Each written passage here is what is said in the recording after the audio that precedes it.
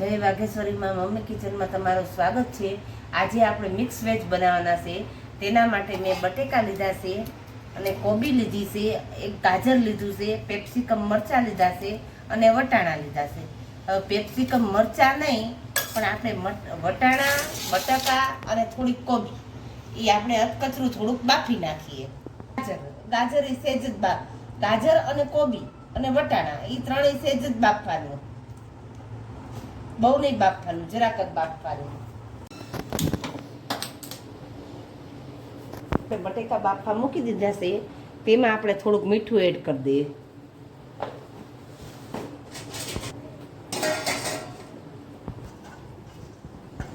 તેની અંદર આપણે વટાણા પણ બાફવા મૂકી દઈએ।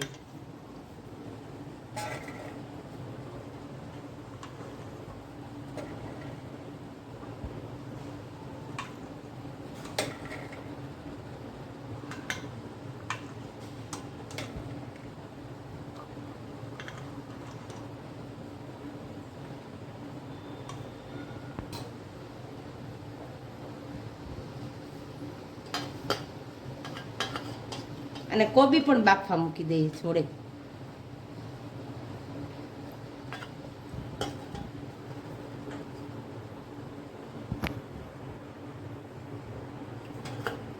અને સાઈડમાં સેજ ગાજર પણ મૂકી દઈએ। આપણે બધી વસ્તુ એક ધારી બધી સરસ બફાઈ જાય।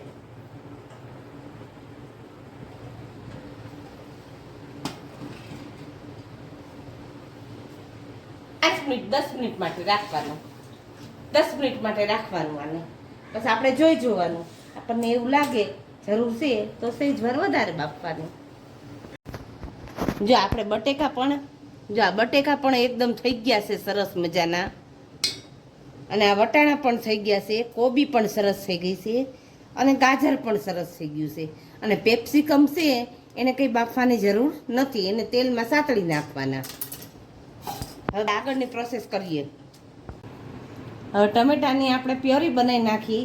એમાં 3 મોટા ટમેટા લીધા છે અને 3-4 જેવા મરચાં લીધા છે, તે આપણે મિક્સરમાં એડ કરી દઈએ। આપણે તેમાં આપણે આ નાના 2 કટકા આદુ છે એ પણ એડ કરી દઈએ, અને આ 5-6 કળી લસણની છે તે પણ એડ કરી દઈએ, અને સ્લાઇડ થોડીક કાચી ડુંગળી છે, કાચી ડુંગળી પણ એડ કરવાની। હવે આપણે આ મિક્સરમાં આપણે ક્રશ કરી નાખીએ।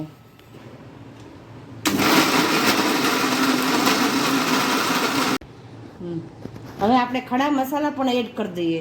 આ 4 થી 5 નંગ એલચી, આ 2 એલચો, 1 બાદિયું, 4-5 નંગ લવિંગ, 3-4 તજના કટકા,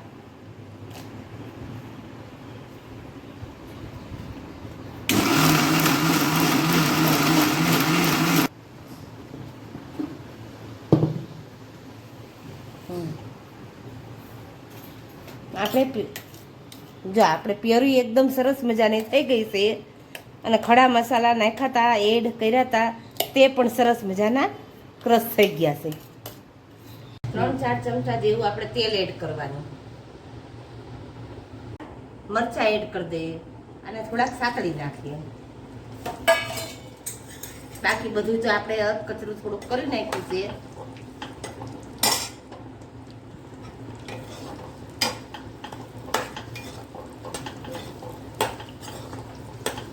અને ચીકાશ વહી જાય ત્યાં સુધી આપણે સેજ કરવાના। આપણે મરચાં તળાઈ ગયા છે, એની કચાશ દૂર થઈ ગઈ છે।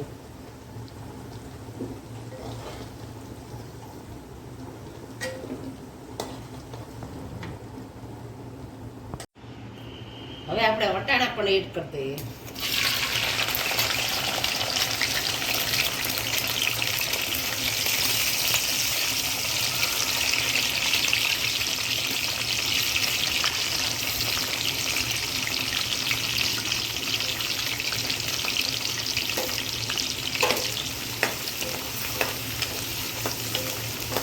સેજ કચાશ દૂર થાય એટલા જ આપણે કરવાના છે, બહુ કરવાના નથી, સેજ જ વાર સાતળવાના છે।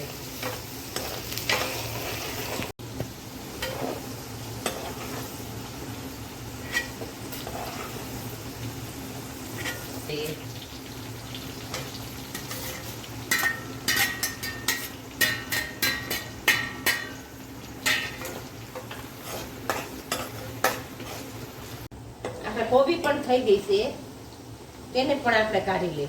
કચાશ દૂર કરવા માટે તે આપણે સાતળવાની છે. હવે આપણે ગાજર પણ એડ કરી દઈએ. પણ થઈ ગયા છે.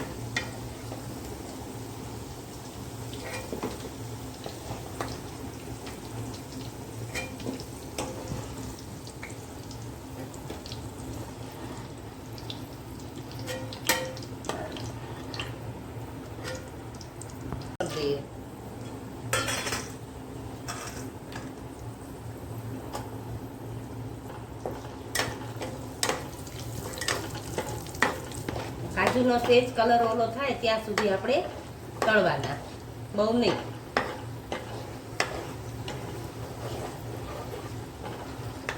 હા, હવે આપણે કાજુ પણ થઈ ગયા છે.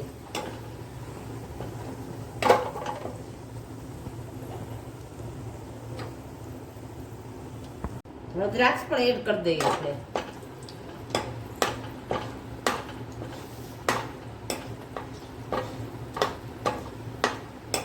આને તરત જ કાઢી નાખવાની.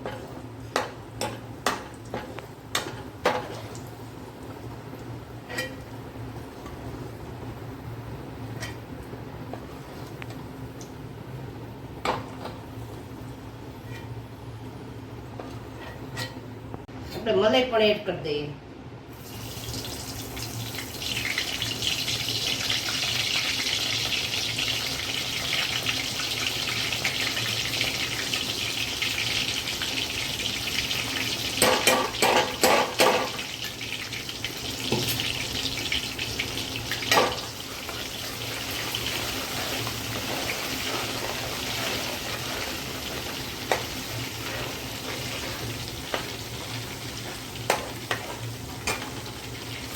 હવે આપણે ડુંગળી પણ એડ કરી દઈએ.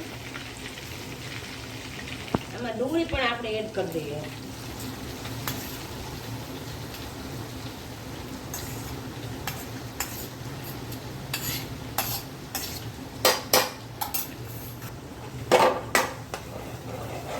આપણે થોડુંક અમથું મીઠું એડ કરી દઈએ, બહુ નહીં. પછી બધું નાખશું. આ ડુંગળી માટે એકદમ સતળી જાય.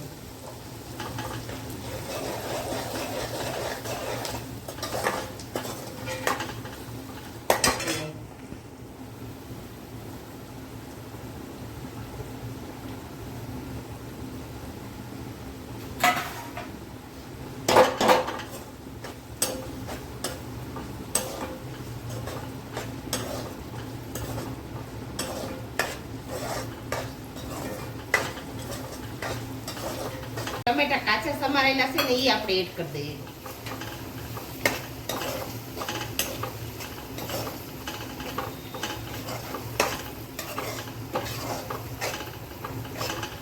આપણે કેરી પણ એડ કરી દઈએ. આપણે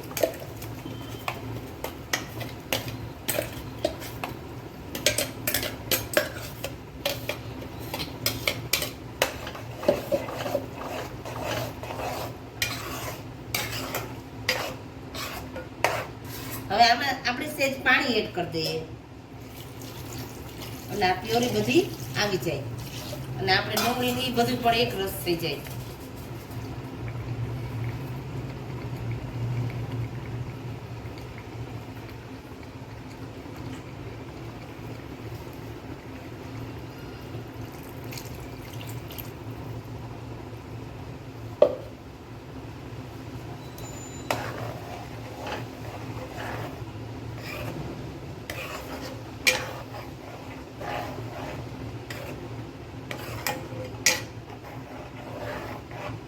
આને ધીમા ગેસે ઢાંકણ મૂકીને થોડીક વાર ચડવા દે. આપણું તેલ એકદમ છૂટું પડી ગયું છે. જો સરસ મજાનું છૂટું પડી ગયું છે. હવે આપણે બધો હવે જ કરી નાખીએ.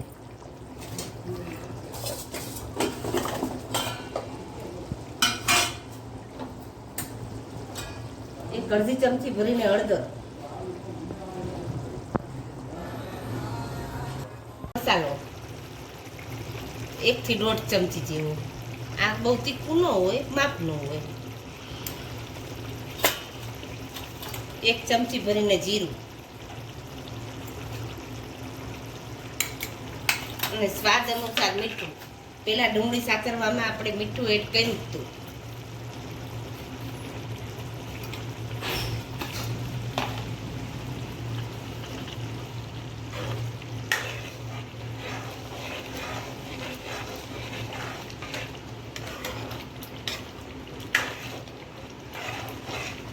હવે આપણે બધી વસ્તુ એડ કરી દઈએ.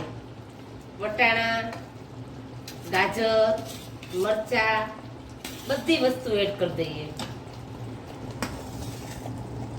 કાજુ, દ્રાક્ષ બધું એડ કરી દઈએ.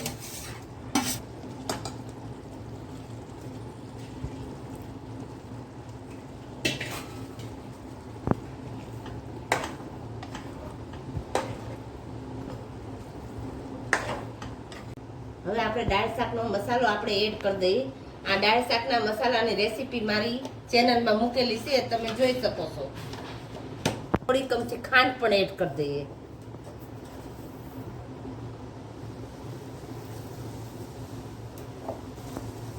એડ કરી દઈએ. મલાઈ તો ઘણી બધી નાખી છે.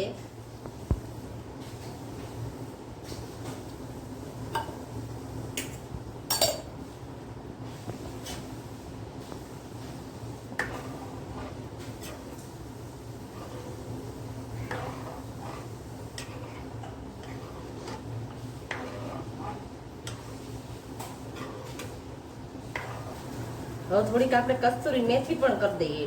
એ આપણે હાથ વડે આવી રીતના ક્રશ કરીને કરવાની.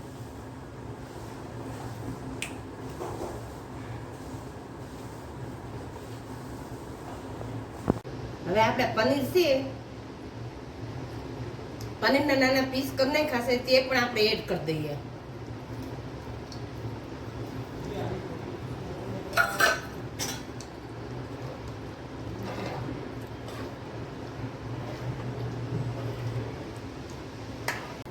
હવે આખું મિક્સ વેજ શાક આપણું તૈયાર થઈ ગયું છે. જો કેટલું ફાઇન લાગે છે.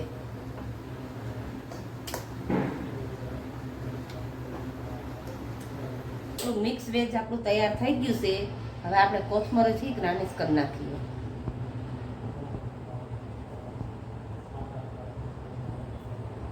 આપણું મિક્સ વેજ તૈયાર થઈ ગયું છે સરસ મજાનું.